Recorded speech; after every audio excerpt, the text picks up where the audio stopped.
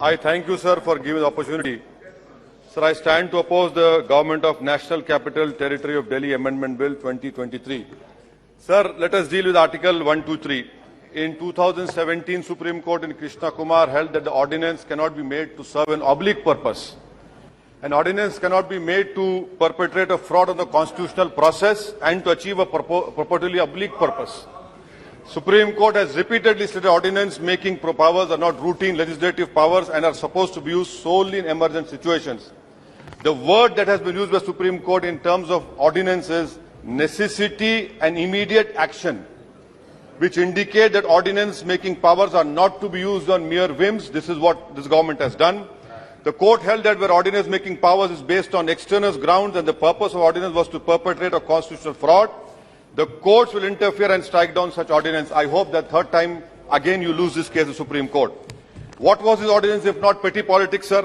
In the garb of lawmaking within 8 days of Supreme Court judgment, the purpose was mala fide because it snatched the mandate of the electorate and gave it to an unelected civil servant. This is constitutional fraud being perpetrated in broad daylight. Sir, may I give you an example of what the government proposes to do? Sir, you are a very seasoned politician, a senior politician. Look at section 45I4. It requires that before issuing any order, a minister must submit his proposal to Chief Secretary, Chief Minister and Lieutenant Governor. And the list of that matters submitted to LG is expansive. It includes 45I4I matters likely to affect peace and tranquility of NCDT, 45I4 subsection 9, any other matter of administrative importance which the President of India may consider necessary. This basically means that before doing anything at all, the ministers will have to seek the permission of Shri Amit Shah. What use having a minister at all? Similarly, sir, let us look at section 45J subsection 3, which places a duty on the Secretary to Council of Ministers to bypass the CM and inform the LG. Similar clause 4 of 45J4 requires the department secretaries to determine that something is likely to cause controversy with the central government, Supreme Court, other state high court. Once they have determined it, they are required to report to LG. The CM is a showpiece. He's a showboy over there. Now, section 45J subsection 5, the chief secretary is required to ignore the order of the CM minister, report to LG anything he determines the violation of the act. Violation of the act to go to court. And that is why we have in our constitution article, sir, you want to speak? Please. Sir, please. that is why in our constitution we have article 311. Every legislator says that if a civil servant does an act in good faith, he is protected. But you are saying that, oh, if you should determine what is violation, then why do we have courts? Let us go close down the courts. Sir, another example I want to give you, in the recital to the ordinance says that ordinance wants to ensure that the will of the officer of GNCD is represented. Sir, officers have no will of their own. The only will that matters in our democracy is the will of the people that is expressed through elections. This bill which you have brought is horrible, absurd, sir.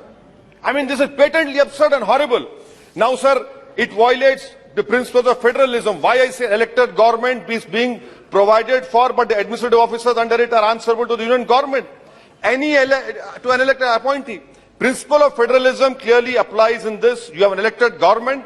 The elected government decides the policy, not the officials. I can understand the pressure which the ministers are facing, but for God's sake, don't put your pains on other elected governments. In this way, in the blatantly wrong way, sir. Sir, and I want to the Honorable Home Minister is here. He quoted Pandit Nehru. Let me quote what Nehru said in 1930 in Ludhiana State People's Conference in 1939. Nehru said the only final authority and paramount power that we recognize is the will of the people. And then in 1938, our freedom fighters moved a resolution, Haripura, stating that the Purna Swaraj, what was that? It meant freedom for all of India, including princely states. The resolution said that the only kind of federation that can be acceptable is one in which states participate as free units, enjoying the same measure of democratic freedom as the rest of India.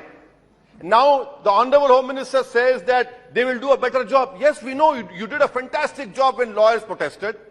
We know that you did a fantastic job by arresting only one community in Northeast Delhi riots. You did a fantastic job which will be written in annals of history on January 26 when farmers protested. So what is the point of taking more responsibility when you cannot discharge these responsibilities? Sir, but at the same time, it is unfortunate that it is a lesson for this Delhi government. You supported the removal of 370. So what goes round comes around. You cannot shout victim now. And sir, I want to know from the Honorable Home Minister replies, Atal Bihari Vajpayee government had tabled a bill in this house for complete statehood. Maybe you were there, sir, at that time. You placed a bill in this house for complete statehood. What is your policy? Why is the government demeaning the dignity of this august house? Take your political fights outside this house. We want to know what is your position on that, sir. And also, sir, please, if you want to end this farce, remove our 69th amendment. Remove this farce. Remove our 69th amendment. No need of that. And lastly, sir, why are you opposing this man? He is your genetically modified product. He came out of your think tank. What went wrong? I'm surprised. We knew that he was your man. He's still your man.